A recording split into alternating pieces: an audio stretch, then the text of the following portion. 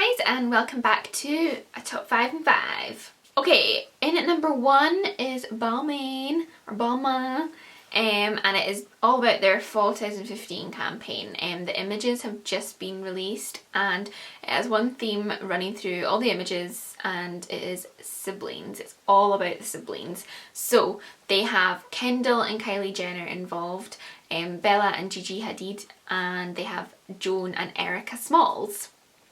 So obviously everyone knows about Kendall and Kylie and Bella and Gigi, but yeah, Erica, like Joan's sister, this is one of the first times that she's been shot as a model, I guess, but of course she is beautiful, just like Joan. And yeah, I guess it just really does prove that it's all in the genes. Beauty really does. Unfortunately, you're born with it. But yes, Oliver Roosting, the creative director, was inspired by the Kim and Kanye shoot for their spring 2015 campaign and about that kind of intimate family relationship, and he wanted to recreate it for fall. So yeah, the images are absolutely stunning as always, and yeah, I really love the sibling theme. So Caitlyn Jenner, she had her first ever red carpet appearance this week at the 2015 EPSI Awards.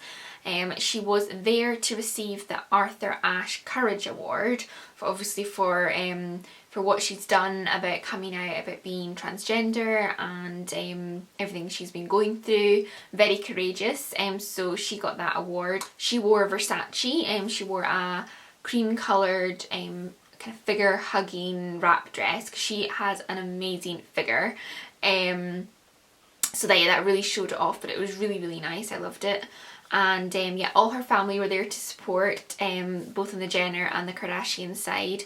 And Kendall actually wore an amazingly gorgeous sheer black gown by Alexander Vautier, and oh my god, it just looked so stunning on her. I think it's one of my favourite looks I've ever seen her in. So yeah, everyone was just looking amazing, and it was quite an emotional evening, I think, because obviously everything that she's gone through. But yeah, very happy for Caitlyn. So Men's Fashion Week has gone to New York. It was the first ever New York Fashion Week men's, and it differs slightly compared to the Women's Fashion Week in New York, as it's much more laid back, less about street style, and the shows are in much closer proximity, so it's just not as big a spectacle, I guess. But it is only the first year, and I'm sure it's going to grow and grow and grow. But yeah, a couple of my favourite labels was Public School, which is a very popular label, probably the most popular men's fashion label in New York. They're all about streetwear, and this collection was very monochrome, all black, white and grey kind of colours. But I also liked a label called Dookie Brown, which I hadn't heard of before, and quite kind of kooky and quirky. I loved his grey and kind of lilac, very soft pastel-y colours. Oh, it was just so nice, and he paired it with a lot of sheer pieces, which made it very unisex, I felt, and quite feminine almost. So that's really why I was more drawn to it. But yeah, Dookie Brown, check him out. Okay, so Carolina Herrera, Anna Wintours and Diane Furstenberg, who are all part of the CDFA/Vogue Fashion Fund, they announced the 10 finalists, the 10 designers who have made the finals for the $400,000 fund that is up for grabs. This happens every year, and previous winners have included Alexander Wang, Joseph Altazura and Prenza Schroller. So it kind of like shows what the future talent's going to be, but there is only one winner. I think there's 2 runner-ups though who also win some money to help them.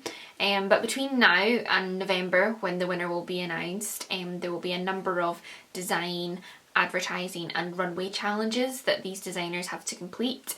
And as I said, the winner will then be picked in November. So that is very exciting. Okay, so my final story also features Vogue again, and it is about Alexa Chung partnering with Vogue for a new fashion documentary. The trailer has just been released, and it is called What Do You Want to Know About the Fashion Industry?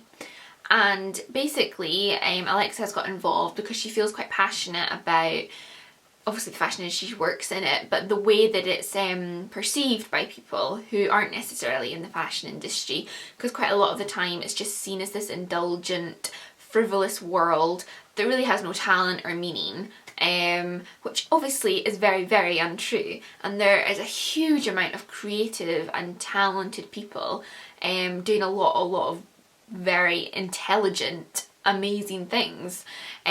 So yes, that will be coming out soon, but basically she has, in the trailer, she has asked for people to leave their comments below letting her know what they do want to know about the fashion industry.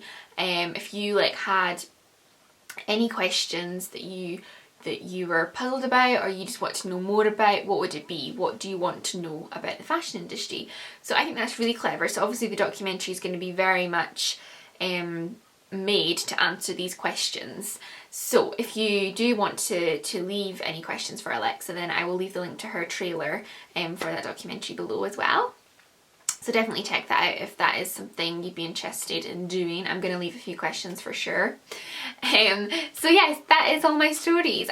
I'm really hoping that I actually, for the first time ever, I'm going to edit this and get it in my 5 minutes, because that is what this video is supposed to all be about, getting it done in 5 minutes. So yeah, I'm going to leave it there before I go over my time. If you did enjoy this video, please give it a thumbs up and subscribe as always. I really, really appreciate that.